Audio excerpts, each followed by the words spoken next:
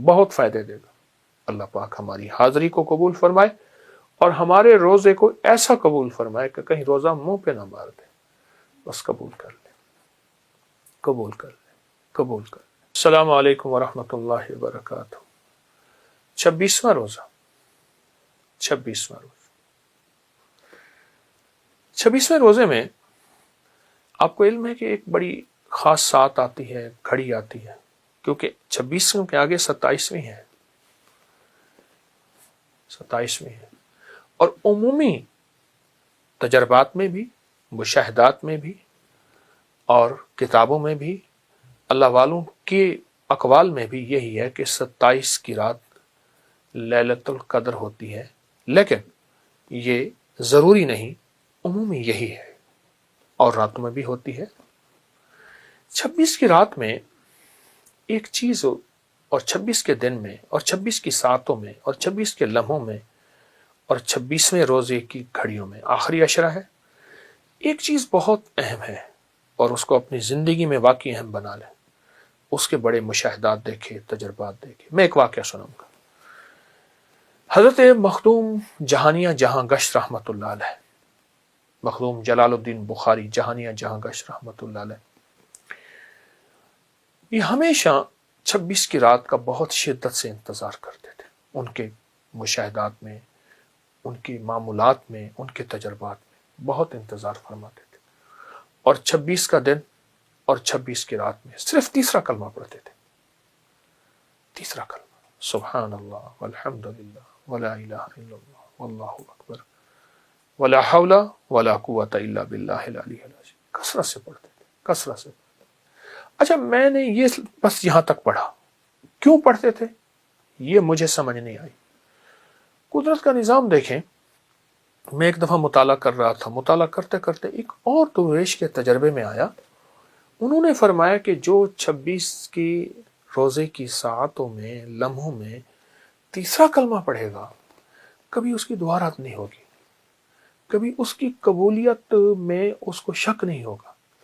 اور یہاں تک فرمایا کہ اگر وہ شقی، ازلی شقی ہے، شقی سے مراد ایسا شخص جو کتابوں میں اس کریم کی لوح محفوظ میں لکھا ہے کہ یہ جہنمی ہے، اللہ سب کی حفاظت فرمائے، اللہ ہمارے غیر مسلموں کی حفاظت فرمائے، اللہ کملی والے کا انہیں کلمہ دے کے انہیں بھی جنت ہمارے ساتھ بھیج دے، ہمارے ساتھ تو غیر مسلم کے لیے بھی نفرت نہ ہو، خیر خواہی کا جذبہ ہو، میں کہ وہ بھی مانگے گا، اللہ اس کو بھی دے گا، اور اس کی برکت سے اللہ اس کو سعید بنا دے گا، سعید، سعادت مند بنا دے گا۔ ایک ہے شقی، شقاوت، شقاوت کہتے ہیں بدبختی، ایک ہے سعید جو تیسرا کلمہ پڑھے گا۔ اچھا، تیسرے کلمے کو پھر میں نے بتانا شروع کر دیا، 16 سال سے تیسرا کلمہ جو بتایا، یہ رشتوں کے لیے بڑا زور فائدہ مند ہے۔ بچے چھوٹی ہیں، ابھی سے پڑھنا شروع کرتے ہیں، یا اللہ تو کریم ہے، ان کے رشتوں کے مسائل نہ ہو، اللہ ان کی عمر میں برکت ہو، رشتے ہو جائیں تو ان میں آپس میں محبت ہو، پیار ہو، الفت ہو، اے اللہ طلاقوں کا روگ نہ ہو، اے اللہ جدائیوں کا روگ نہ ہو، اے اللہ گھروں میں آگ اور نفرت نہ ہو۔ تیسرا کلمہ، تیسرا کلمہ آپ جس حال میں ہیں وضو بے وضو پڑھ سکتے ہیں، بہت کثرت سے پڑھیے، بہت کثرت سے پڑھیے۔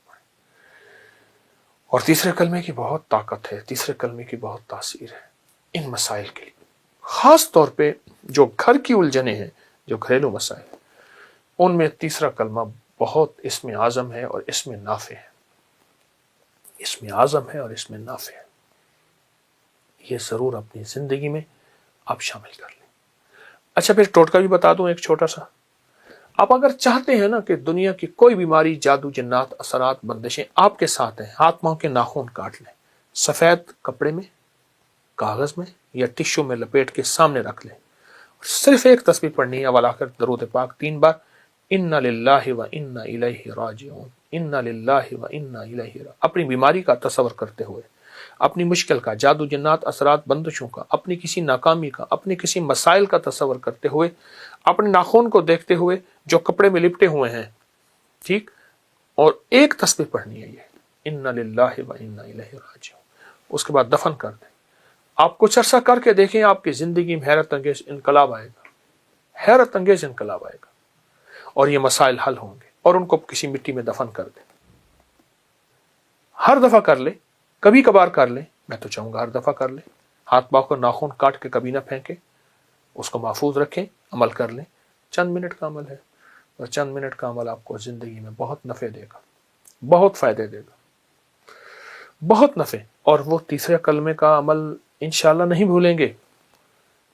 ان 26ویں روزے کی ساعتوں میں تیسرا کلمہ، اور تیسرا کلمہ بھی ایسا تیسرا کلمہ جس کو زور شور سے پڑھیں، خوب جذبے سے پڑھیں، خوب کیفیتوں سے پڑھیں، اور دل کی گہرائیوں سے پڑھیں، اور سارا دن پڑھیں اور کھلا پڑھیں۔ باقی معمولات بھی کر سکتے ہیں، باقی عبادات بھی کر سکتے ہیں، باقی تسبیحات بھی کر سکتے ہیں، لیکن اس عمل کو انشاءاللہ ہم نہیں چھوڑیں گے۔ اللہ پاک ہماری حاضری کو قبول فرمائے، اور ہمارے روزے کو ایسا قبول فرمائے کہ کہیں روزہ منہ پہ نہ مار دے، بس قبول کر لے، قبول کر لے، قبول کر لے۔ یہ ہر وقت اس لمحے میں ہو، ہمارا لمحے یہ ہو، اور کبھی بھی اپنی قبولیت پہ شک بھی نہ ہو اور ناز بھی نہ ہو،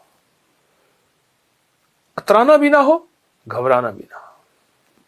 گھبرانا یہ کہ میری تو کوئی عبادت قبول ہی نہیں ہوتی، اترانا یہ کہ میری قبول ہے تیری قبول نہیں ہے، نہ، بس عاجزی ہو، اس کریم کو عاجزی پسند ہے۔ آمین انشاءاللہ۔ جزاک اللہ۔ السلام علیکم۔